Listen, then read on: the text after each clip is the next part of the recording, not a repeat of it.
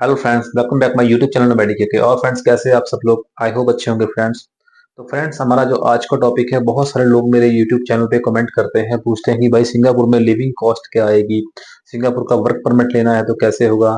तो आज दोस्तों मैं आपके साथ जो डिस्कस करने वाला हूँ, सिंगापुर का वर्क परमिट और सिंगापुर की लिविंग कॉस्ट, ये सारी डिटेल्स आपके साथ शेयर करूंगा दोस्तों। जो लोग भी अभी रिसेंटली 10th या 12th पास आउट करके हटे हैं, या उनका सिंगापुर आने का ड्रीम है, सिंगापुर में काम करने का ड्रीम है, तो उनके बहुत सारे क्वेश्चन होते हैं कि यार वहाँ पे रहना कैसा होगा, रहने का खर्चा कितना आएगा, और खाने का ट्रांसपोर्टेशन सारा सारा कुछ जो है आज मैं आपके साथ शेयर करूंगा दोस्तों। तो इसलिए अगर आप मेरे चैनल पर नए हैं तो मेरे चैनल को लाइक सब्सक्राइब और शेयर करिए दोस्तों। वीडियो में लास्ट तक बने रहना दोस्तों। तो चलिए दोस्तों, शुरू करते हैं ये वीडियो।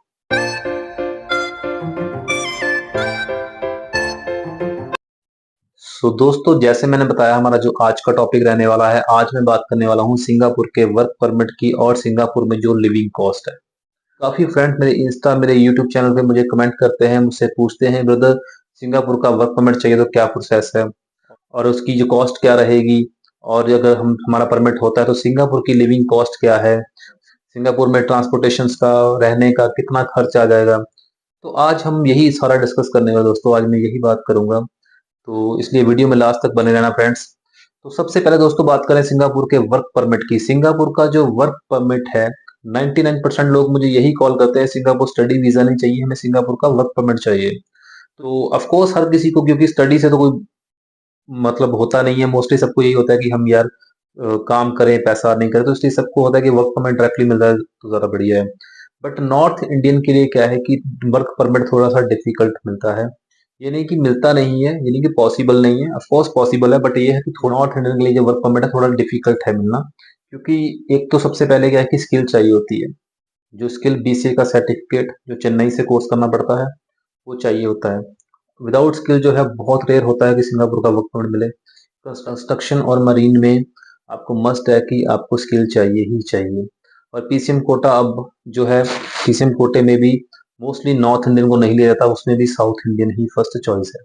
जिसमें कि साउथ नॉर्थ इंडियन के पास जस्ट ओनली यही चॉइस रह जाती है कि वो स्टडी वीजा पे आए, स्टडी के बाद आफ्टर वो दैट वो अपना वर्क परमिट में आफ्टर 1 ईयर कन्वर्ट करें, तो वो पॉसिबिलिटी 100% रहती है। मोस्टली जो कैंडिडेट है वो बोलते हैं कि नहीं, हमें स्किल भी नहीं करनी और हमें कंस्ट्रक्शन में भी नहीं करना, हमें सिंगापुर में किसी और जॉब में, लाइक किसी होटल में, रेस्टोरेंट में, इस टाइप की कोई जॉब मिल जाए। तो दोस्तों उसमें जॉब मिलना थोड़ा सा नॉर्थ इंडियन के लिए, फ्रेशर के लिए डिफिकल्ट रहता है। इसलिए मैं हमेशा बोलता हूँ कि स्टडी टू वर्क में बहुत इजी हो जाता है।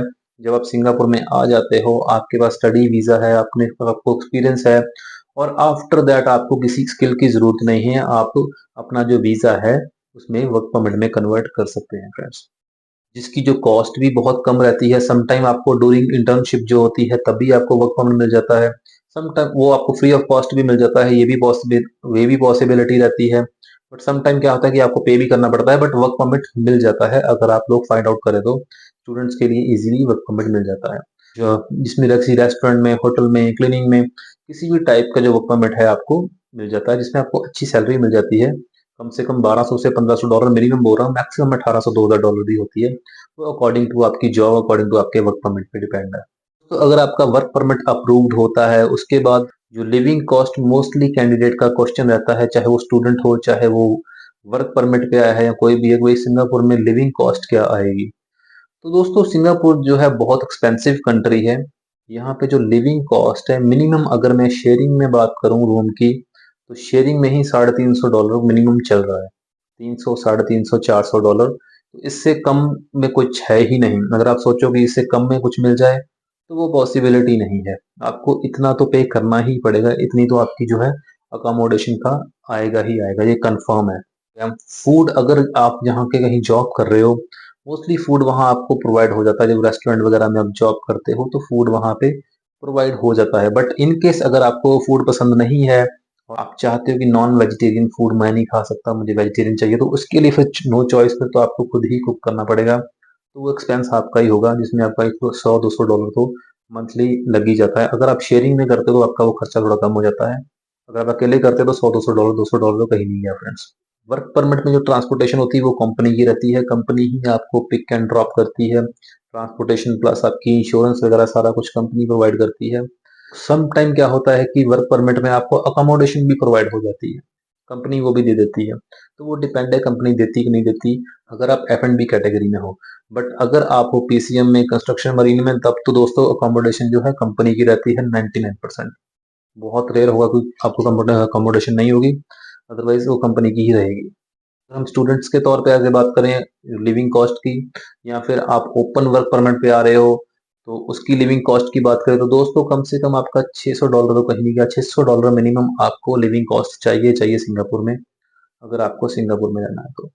अब ये आपकी चॉइस है कि आपने स्टडी पे आके वर्क में कन्वर्ट करना है, या आपने डायरेक्टली वर्क परमिट अप्लाई करना है। डायरेक्टली वर्क परमिट अप्लाई करना चाहते हैं तो फिर आपको स्किल करनी पड़ेगी चेन्नई से, जो मैंने आपको कैटेगरी बता दी कौन कौन सी है, कंस्ट्रक्शन और मरीन की। अगर आपको F&B कैटेगरी चाहिए तो उसमें दोस्तों इस टाइम बहुत रेयर ही कोटे हैं कि आपको कोटा अवेलेबल मिले।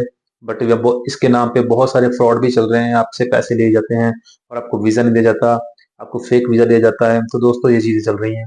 बाकी मेरे अकॉर्डिंगली अगर आप सिंगापुर आना चाहते हैं तो आप स्टडी पे आइए। स्टडी के साथ आपको बहुत सारी अपॉर्चुनिटी है, स्टडी टू वर्क में आप कन्वर्ट कर सकते हो। इन फ्यूचर में आप यहाँ पे कुछ करना चाहते हो, 4-5 साल आप स्पेंड करना चाहते हो, यहाँ से मूव ऑन होना चाहते हो, पाथवे लेना चाहते हो, तो स्टडी वीज़ा ही आपके लिए बेस्ट वीज़ा रहेगा दोस्तों। तो इसके अलावा अगर आपका कोई क्वेश्चन हो दोस्तों तो आप मुझे मेरे इंस्टा पे या मेरे व्हाट्सएप पे मुझे मैसेज कर सकते हैं। इसी के साथ दोस्तों ये वीडियो खत्म करते हैं, जल्दी मिलेंगे नेक्स्ट वीडियो में। Okay friends, bye bye.